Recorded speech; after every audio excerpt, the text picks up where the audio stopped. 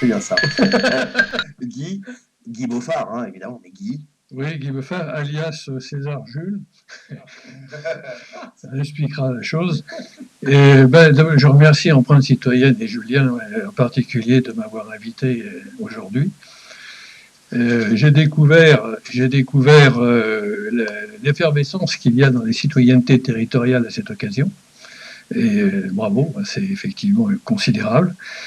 Et moi, je me suis intéressé particulièrement à la citoyenneté au niveau national, pas seulement français, au niveau national. Et j'ai donc écrit un livret qui s'appelle Le Viatique citoyen et qui explique le fonctionnement d'une société basée sur la citoyenneté. Donc c'est une révolution. Et personnellement, je suis un particulier, je suis lyonnais, je suis un Gaulois plutôt constructif. Et j'ai travaillé dans ma carrière professionnelle dans le bâtiment et dans les... J'ai envie de dire une contribution qui est reconnue à la naissance un petit peu par le viatique. Une dotation conséquence du statut de citoyen, voilà. Une dotation conséquence de l'engagement citoyen, prêt à voir justement, peut-être Patrick, entre la chèvre et le chou. Voilà, un autre son de cloche pour ma part, j'entends justement l'action citoyenne, l'engagement citoyen. Avec ce viatique, qu'est-ce que tu attends de la pratique citoyenne, en fin de compte, concrètement? Qu'est-ce que tu attends du citoyen in fine? Le citoyen pour se qualifier comme citoyen d'un pays, d'un village, d'un territoire, a besoin de fierté. Il a besoin d'être fier, de faire partie de sa ville, et fier, pour ce qui me concerne plus, faire partie de son État. Et on voit bien, Napoléon n'avait aucun mal à réunir une armée qui était fière d'aller derrière lui, Margaret Thatcher pour la guerre aux Malouines, etc. Mais je ne conseille pas ce genre de procédé, de faire des guerres pour être derrière. J'ai écrit un article qui s'appelle Esclavité dans tous ses États, donc ça me parle bien. Ouais. Voilà. Mais il faut une fierté. Alors moi, avec le viatique, évidemment, je veux que les citoyens qui reçoivent cette dotation de l'État soient fiers de faire partie de cet État qui leur renvoie bien, qui leur retourne le compliment, en fait. Hein. Donc, quand on est fier de son État, quand on est fier de son village, ça rend beaucoup plus actif au niveau de la participation dans tous les points de vue. Voilà. Donc c'est sur cette fierté que je compte, moi, avec ce système de vie. Toi qui as une approche nationale. Oui, moi, des conseils locaux, territoriaux locaux, c'est moi qui écoute tout ce que vous dites et qui apprend tout ça. Mais je pourrais préciser, tout à l'heure, j'ai parlé de fierté d'un citoyen de recevoir une dotation de l'État, un viatique, mais il n'y a pas que la fierté, il y a le fait économique pour l'individu en question, c'est qu'avec son viatique mensuel, il se sent libre. Il peut aller travailler, pas travailler, il peut faire du bénévolat à côté justement. Il est complètement libre. Il peut aller dans une entreprise, il peut dire non à l'entreprise pour aller dans une autre. Il sait que de toute façon, il a son viatique. J'ai pas dit, mais le viatique est envisagé s'il était applicable aujourd'hui en France, à 800 € par mois à peu près. Mais bon, ça c'est comme c'est pas demain la veille qui va être appliqué, on verra le moment. Mais on est sur une utopie peut-être. Ouais, on est sur un peu une utopie, donc il faut discuter. Donc ça c'est très important. Et puis il y a une autre chose capitale que je décris également dans le viatique citoyen, c'est que parallèlement à ça, je reconditionne complètement le travail.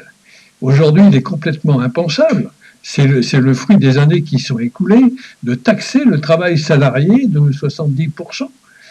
Quelqu'un qui travaille, il est taxé à 70%, les charges sociales, les machins, 70%.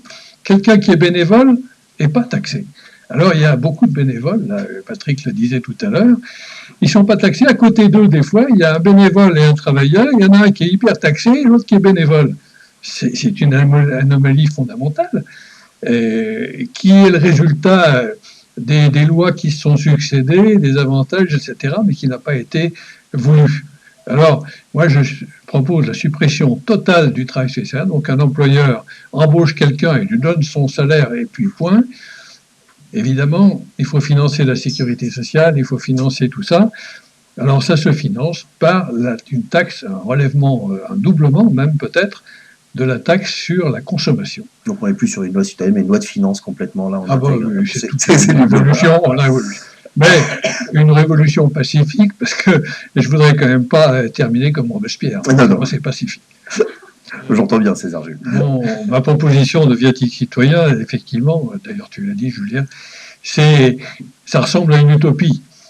Mais si on y réfléchit bien, fondamentalement, on est obligé, on sera obligé un jour, peut-être pas la France, la Suisse, la Belgique, la Suède, de passer par cette utopie-là, parce que tout le travail qui est fait sur les territoires, toutes les compétences, comme vous venez de le dire tous d'ailleurs, sur les territoires, c'est une effervescence, j'ai employé le mot tout à l'heure. Et tout ça, c'est un travail colossal, mais il faut qu'il soit soutenu par un système global. Sinon, ça va être beaucoup de travail, ça va être bien sur le terrain, mais ça n'aboutira pas à une généralité sur l'ensemble de la population. C'est trop dur. Je ne sais pas si c'est encourageant, mais il faut savoir que dans le cadre de notre action, le 7 décembre a été installée une commission au Sénat, 21 sénateurs, travaillent à un projet autour de développer la culture de la citoyenneté. Donc je leur en parlerai pour éventuellement envisager une audience. Mais on en est là, il faut en effet qu'il y ait cette résonance, me semble-t-il. C'est pas par hasard que beaucoup d'intellectuels qui étaient repris par des politiciens ont essayé de travailler sur ce fameux revenu universel. Bon, moi, le mot ne me convient pas du tout, parce que il faut une fierté. On est fier de faire partie d'un État, mais une dotation, un revenu, c'est un revenu d'un travail, il n'y a pas tourner autour du pot. Donc, beaucoup de gens ont travaillé là-dessus, puis ça n'a jamais abouti. Il y a des villes qui ont tenté cette chose-là. Je sais, dans le Atlantique, il y en a une, il y en a en Allemagne, il y en a un peu de partout, mais ça n'aboutit jamais parce que pour que ça marche, il faut un couperet radical. Il faut revoir complètement, et ça, c'est pas évidemment facile à faire. Jean-Pascal, Patrick, merci beaucoup pour vos contributions et ces positions aussi qui ont vocation tout simplement à stimuler chez chacun des auditeurs une réflexion. Et je pense que vos différentes sensibilités nous ont permis de disposer d'un panel. Merci beaucoup en tout cas et très bonne soirée. Merci à toi. Merci.